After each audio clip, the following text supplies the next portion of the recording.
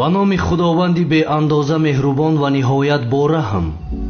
муҳтарам ҷамоат, имрӯз дар бораи оиладорӣ ва хулқу рафтори занони муъмина бо шумо суҳбат хоҳем кард. барои занону модарон лозим аст ки духтаронашонро пеш аз хонадоршавӣ бо ин масъалаҳо огоҳ кунанд. яке аз далелҳои нопойдорӣ байни зану шавҳар ва ҷудоиву талоқ дар он аст ки духтарон аз қонуни зиндагӣ ва шавҳардориву хонадорӣ огоҳ нестанд ва аз тарафи дигар писарон ҳам огоҳ нестанд ки чӣ гуна хонаро идора кунанд ва бо зану фарзанд чӣ хел рафтор намоянд. дар натиҷаи ин огоҳ набудан аз қонуни зиндагӣ байни онҳо якдигарфаҳмӣ пайдо намешавад ва зиндагӣ ё хушку бемаъно мегардад ё ба талоқу ҷудоӣ кашида мешавад.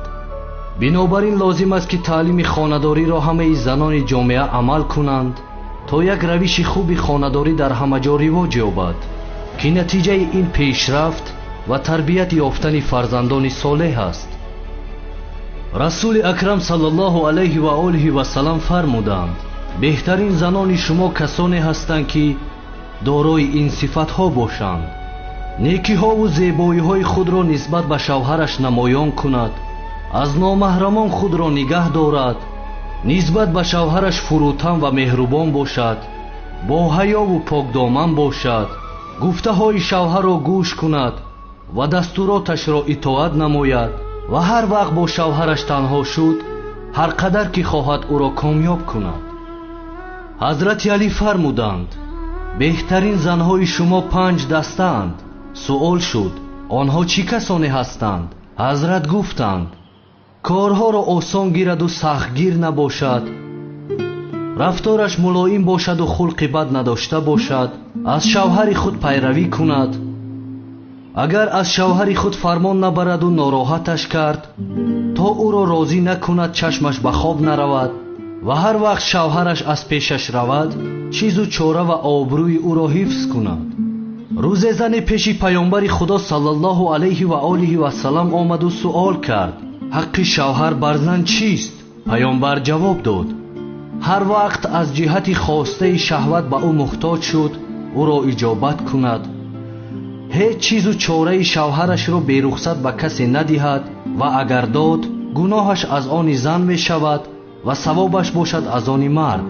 вақте ки шавҳараш аз ӯ хашмгин бошад, тамоми шаб ба хоб наравад, то ин ки шавҳарашро розӣ кунад. ва беҳтарин занони шумо зане аст ки камхарҷ бошад. расули акрам саллаллоҳу алайҳи ва олиҳи васалам дар ҳадисе фармудаанд: беҳтарин занони шумо зане аст ки худро хушбу кунад ва дар пухтани хӯрок маҳорат дошта бошад ва миёнаравиро аз даст надиҳад. ҳамчунин беҳтарин занони шумо зане аст ки вақте шавҳараш чизе оварад, сипосгузорӣ кунад ва агар наоварад, розӣ бошад. ва дар ҳадиси дигаре омадааст: ҳар зане ки намозашро хонад, ҳамеша дар хона бошад ва аз шавҳараш итоат кунад, худованд тамоми гуноҳони гузаштаву ояндаи ӯро мебахшад. беҳтарин сифатҳои занон бадтарин сифатҳои мард аст, яъне ки муттакаббиру тарсу бухл.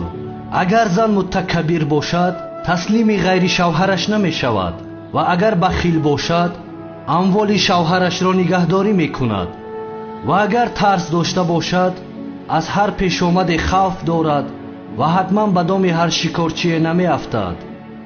марде назди паёмбари худо саллаллоҳу алайҳи ва олиҳи васалам омаду гуфт: зане дорам ки ҳар вақт ба хона меоям, аз ман пешвоз мегирад ва ҳар вақт аз хона берун равам, маро гусел мекунад ва агар маро ғамгин бинад, кӯшиш мекунад то ғамгинии маро бартараф намояд.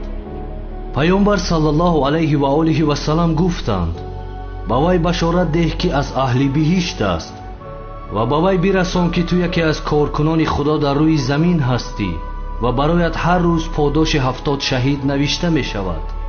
хулосаи масъаларо инчунин баён мекунам: падар, модар, бо огоҳӣ зиндагии худро пеш баред ва фарзандони худро хуб тарбият намоед ва ба ҷомеа тавҳил диҳед ки пешрафту тараққии ҳар ҷомеа дар натиҷаи огоҳӣ аз қонун ва тарбияти некӯ аст. زنی خوبی فرمانبری پارسا کند مردی درویش را پادشاه. دلارام بود زنی نیکخواه ولی از زنی بد خدایا پناه. آمین.